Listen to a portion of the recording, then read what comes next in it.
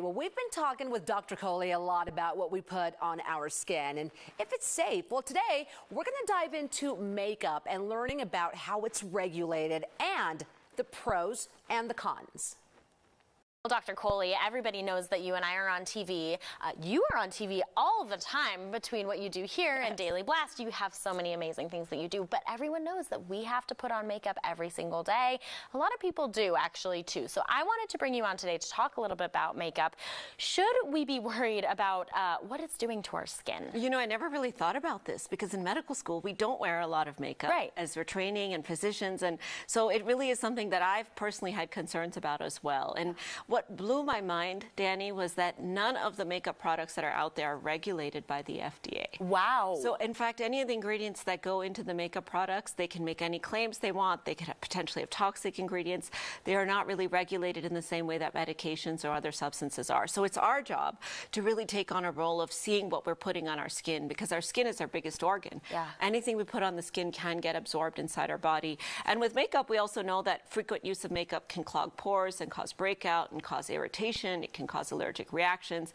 So we have to kind of keep all that in mind as we're designing our makeup routines. That is insane to me. That's so crazy. And it's something that we use so often and it's not regulated. Okay, good to know. So how can we know what we're looking for when we're choosing? And, you know, are there times that we should just not be wearing makeup altogether? Yes. So a couple of ingredients to definitely avoid. So talc is one of those because it's often contaminated, you know, with asbestos. Lead, which we often see in some of our eye makeups and our eyeliners. So that's one we definitely want to avoid as well. And then mercury, which can sometimes appear in some of those creams that say that they remove age spots and they can brighten your skin, and you know, you use them under your eye. So those are substances we definitely want to avoid. But in general, my tips are when you're picking out any kind of makeup, you want to look at the ingredient list. You want to try to pick one that has the shortest ingredient list possible. Okay.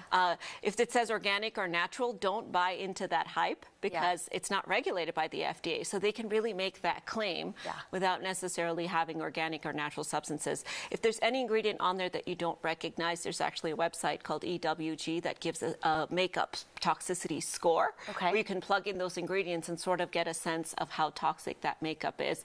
I like to advise people to make their scrubs and such at home using sugar or salt, you know, those types of things, because then you know exactly what's going into it. And then if anything is in a foreign language, any of the ingredients, don't buy that because it's possible that that could be something illegal or toxic in there. Okay. Oh my gosh, that's also great too. I want to talk to a little bit more about the eye makeup. I know you mentioned, you know, some of those things we need to look out for, but I think specifically too, we're using it directly on something that's going internally, right? It's in our eye. Is that something we need to be really cognizant of? You know, even more than our skin with our eye makeup, we need to have our guard up because it's going so close to our eyes. It can affect our vision. It can affect, you know, the way that our eyes react. So one thing you want to make sure that your eye makeup is not expired. Okay. So you definitely want to throw it out if your eye makeup is expired, especially because it's going so close to your eye. The other thing with the eye makeup is you want to make sure it comes off properly at the end of the day. Oh, yeah. Because if you leave behind any little substances like little clumps of mascara, little bits of eyeliner that can really irritate that eye as you're sleeping. Right. You also want to be sure not to over scrub because again, the skin around the eye is not just more sensitive, there's actually a microbiome around our eye. There's good bacteria that lives around our eyes that we don't necessarily want to scrub off because that could increase our risk for other types of problems. And we also want to be careful about when we wear makeup. So we don't want to be wearing makeup when we're working out because our pores actually open up when we're working out, and that increases the absorption of makeup. So a lot of people wear eye makeup to the gym or wear a little makeup to the gym. Not advised. Don't do it. Just go natural. It's not worth looking cute, guys. I promise. It's really not. Okay. Well, I'm happy you brought up scrubbing your eyes at the end of the day, too. I want to talk about makeup remover. Which makeup remover should we be looking in terms of what is the base for it? And you said no rubbing, right? All right, tell us all about it. No rubbing, because that actually makes the friction worse. It can actually make your fine lines worse. So what I like to use to remove makeup from the skin is generally something oil-based that can help dissolve the chemicals and lift them off of the skin, followed by something kind of more gel-based or cleansing. Now, try not to get something too drying, because if you're doing two different cleansers, it could potentially dry your skin.